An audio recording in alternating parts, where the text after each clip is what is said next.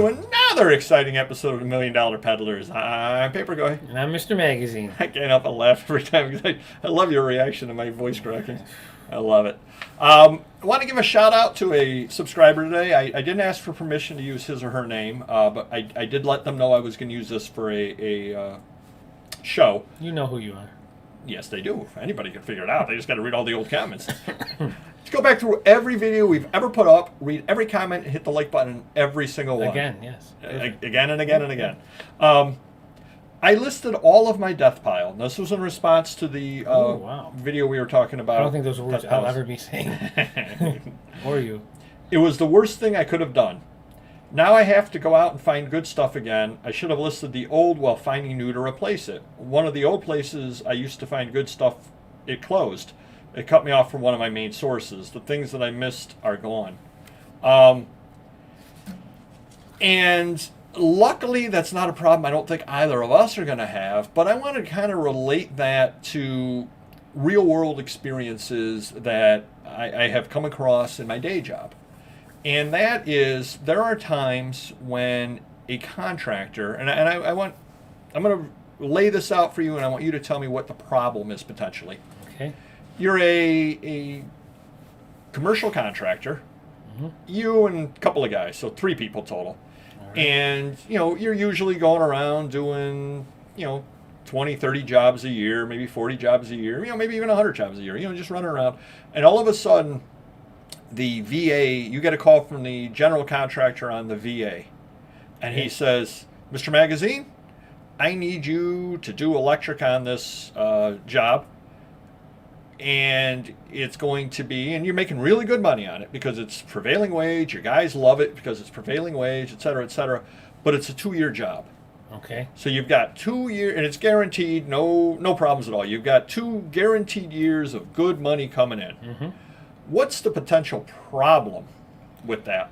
I'm guessing you're going to lose a lot of loyal customers, steady loyal customers that need you coming back and back. If I'm a laundromat owner, which I am, I got repair guys, a couple different ones depending on what the job is.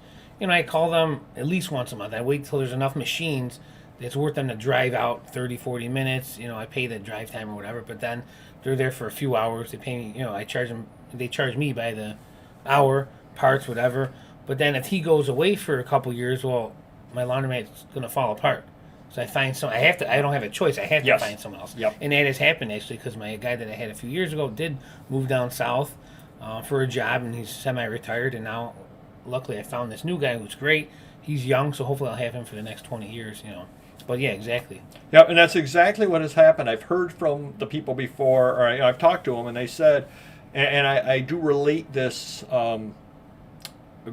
pearls of wisdom when I do audits on other people. I say, just be careful getting in a job like that. And what you need to do is 21 months in to the 24-month job, start putting feelers back out. Because what ended up happening was they get done with the job, and then they're all sitting around staring at each other because they had no work lined up. And it's like, oh, that job's done. And part of the problem, too, with it being that kind of job was it was supposed to be 24 months, but ended up being 26 months because they had change orders, and they had this, and this didn't come in on time, and this was an overage, and this, so they made great money on it. Right. But again, when it ended, the employees are all staring at each other, and nothing to do because the guy hadn't prepared for it. Well, I'm not in construction. I'm sure it's not easy like I'm going to say it is, but say you're the crew of 4. Well, if you were to get 2 more people, now you got 2 crews of 3, maybe you can still keep some of your loyal customers busy and still branch out in that big 2-year job. Just saying, I don't know. Sounds nice and easy, but I don't know if it's, Right, do something or other, or maybe if possible, work on the weekends on some of your loyal customers type deals. Yeah. In other words, to keep everybody in the loop. Sure. And that's kind of what happened to the subscriber here was, had this plan, and that's great, and that's wonderful, and I absolutely wish every one of us out there could have all of our death piles listed. That would be absolutely wonderful. But, again, if I decided to hit it hard and heavy to get the death piles listed like the subscriber did. I've said I have 40,000 items. We've talked, it's probably more like 50 or 60,000 items. It's gotten there. It's gotten there. So let's just say that it's 2 straight years of hard work, but I did 2 years with no sourcing. Well, then all of a sudden, if I'm not preparing ahead, then all of a sudden I would wind up in that same boat where I'm Right. looking going, oh, now granted, I think to the subscriber, and I didn't think of this till right now, if you're watching this and you're still in the same boat, what I probably would do, or let me ask you, what would you do, Mr. Magazine? You're the subscriber, you have everything listed, and you now have to go So I have no inventory, zero inventory. So all my zero unlisted. Yeah, everything's listed on, but I have no inventory that's unlisted. Okay. Yep. Wow. What would you do at this point?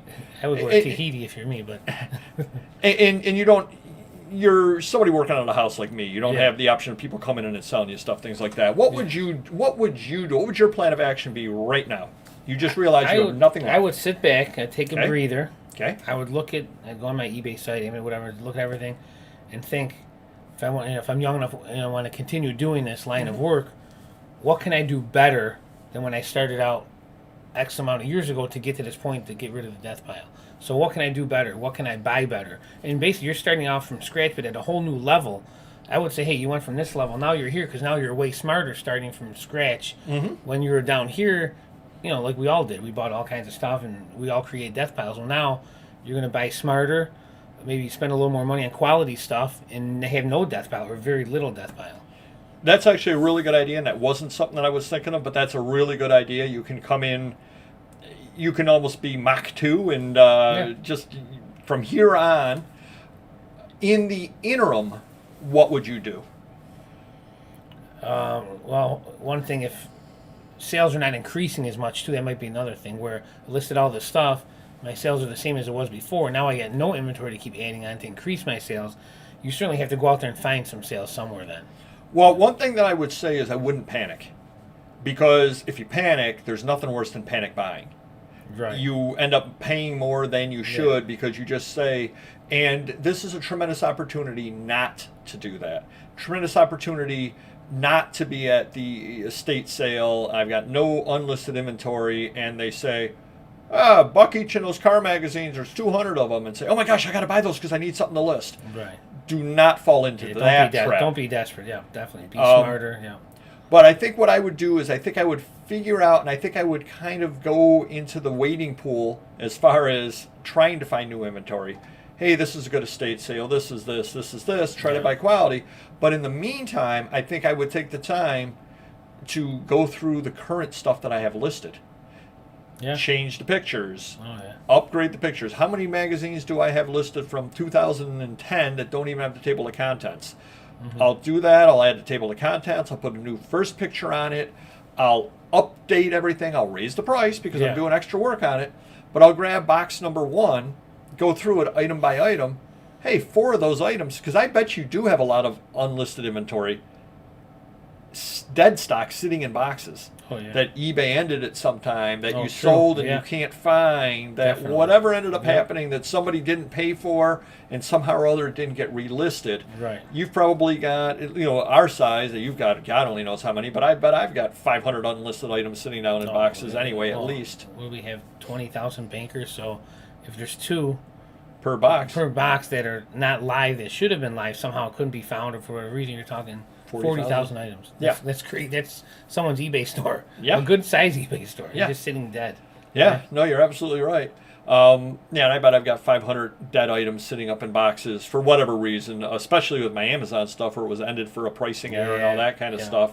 So I think that would be my advice would be I wouldn't panic about buying something. I would sit back, I would buy wisely going forward, but I would take the time to work on your existing listings, improve them, raise the price because you're improving your listings, and see how that ended up working out for you. And I bet if you went through all of the various boxes of stuff you have, you're going to find a bunch of inventory. True. You can relist it all. You can look and go, what happened to that? I had 3 pictures up with that. 2 of the pictures got lost. Let me just redo it. No wonder that hasn't sold. Hey, I spelled that word wrong. No wonder that hasn't sold. That's in the wrong category because when eBay changed the categories, they put that off in some category that isn't even close to. What's eBay's problem? Well, maybe it's also a good time to go in your basement, go in your attic, go in your garage. Maybe it's some things floating around that you didn't buy to sell, but now it's in your house. You're not using this. So, I got an air compressor and I can get $20. I'm never going to use it, or it's old or whatever. And you can probably pick up a few grand just of things laying around your house. yeah, I haven't listed the CDs.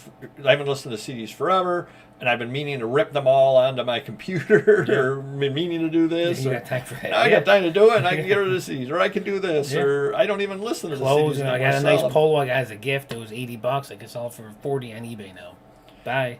Right. It's a good time to do the spring cleaning as well, as far as that goes.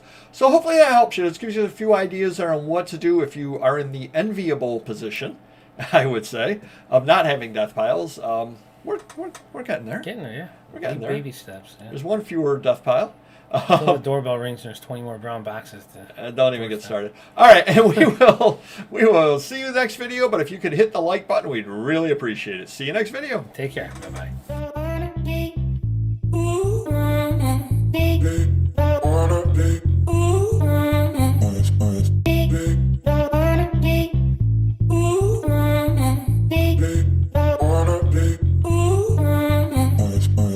Big.